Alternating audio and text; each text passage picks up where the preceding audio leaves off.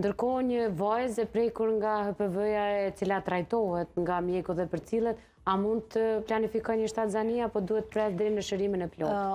Unë i propozoj që mos me planifiku, nëse i kemi, do më thonë, nëse është mundësia, vajzat e reja, për tam dhe më thonë të konqesit, atëherë për më thamë, tentoj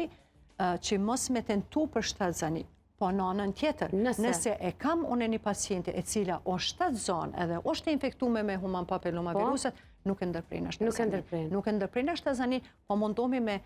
medikamente tjera, të më thonë, ngritjen imunitetit e tjera, të më thonë, që mësë me vazhdu, të më thonë, shtazanin të rriti. Po në këtë rast nuk ka lindje normale, pastaj? Këtë në varë për situatet, këtë nuk mundë me thonë ashtu se me siguri që jo, nëse gjendja qafës mirës, të më thonë,